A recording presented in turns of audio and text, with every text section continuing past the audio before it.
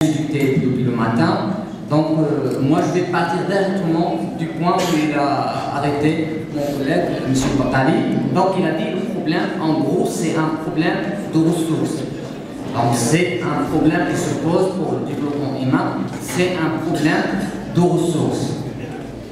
Moi je vais partir sur une autre problématique. Je ne vais pas dire que c'est un problème de ressources, mais plutôt c'est un problème de gestion des ressources.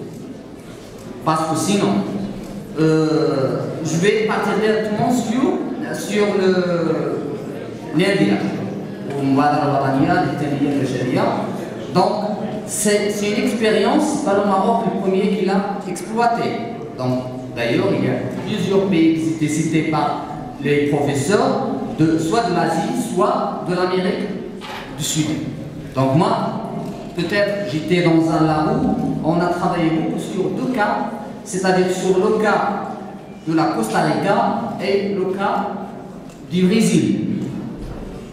Bon, Costa Rica, c'est un nuancé. Mais le Brésil, avec le même modèle qu'on a adopté nous, les Marocains, ils ont réalisé des progrès énormes. Ils ont amélioré la situation économique des Brésiliens. Maintenant, on parle du Brésil avec un taux de croissance de 2 chiffres. Juste pour bien cerner mon intervention, je ne parle pas dans le concept de développement humain en gros. Je parle tout du côté amélioration des revenus. Comme ça, je reste dans le cadre de mon analyse. Donc, le Maroc a pris la même initiative. Les résultats maintenant ils sont timides. Voire, un peu honteux, si on peut le dire. Donc, mais généralement, on peut dire que c'est timide. Alors, la question, pourquoi ça n'a pas réussi chez nous? D'ailleurs, ça a réussi dans d'autres pays. Ok. Mais, nous, où est le problème? Donc, le problème c'est un problème de gestion. Donc, tout le monde est d'accord, c'est la mauvaise allocation de ces fonds. Donc, soit, comme il a cité M. Tabi ou d'autres professeurs ce matin, soit ces ressources étaient données à des gens, entre guillemets, qui ne sont pas compétents, soit qu'ils étaient alloués à des projets qui n'ont pas une grande rentabilité. Donc, en gros, c'est les deux cas qui se posent au Maroc. Moi, j'ajoute un autre problème. C'est un problème. Pourquoi on a pris deux projets? On a pris le projet de l'NDH et on avait pris avant un autre projet des pôles de compétitivité. Moi je vais dire peut-être si on avait pris les deux en même temps, c'est-à-dire un pôle de compétitivité et avec des fonds d'NDH. Donc là, on a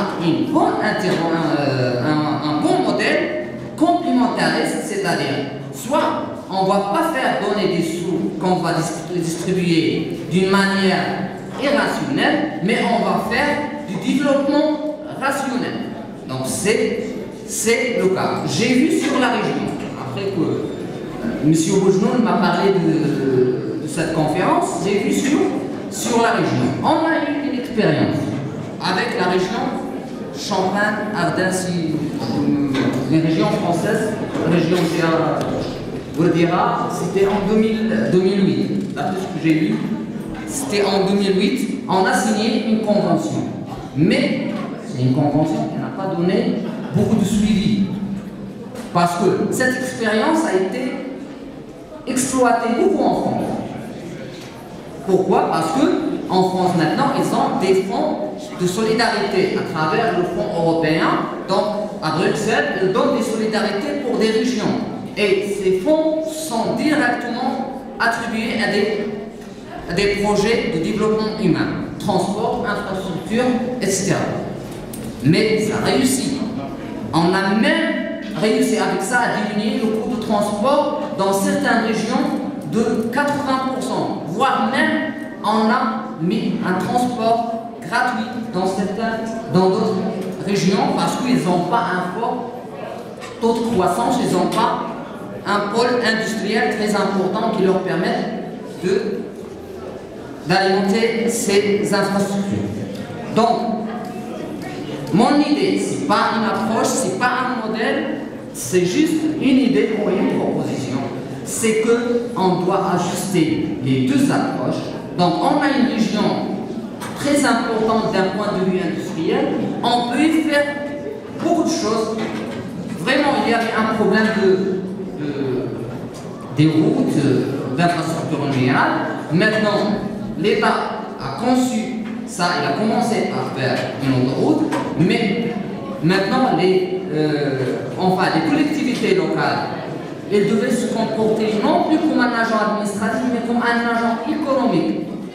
Donc, pour se comporter comme un agent économique, c'est-à-dire que je devais penser à des problèmes de rentabilité, à faire des liens avec la plus grande entreprise du domaine, c'est le CP, il est juste à côté, et trouver des projets d'investissement dans des niches de cette filière. Et je crois que si on adopte une approche aussi importante, toujours il y aura des contraintes, d'accord. Mais si on adopte une approche qui va dans ce sens-là, certainement, d'ici 10 ans, on ne va pas parler beaucoup des problèmes d'infrastructure ou d'aménagement, etc. Le troisième point de mon intervention, c'est l'information, la communication.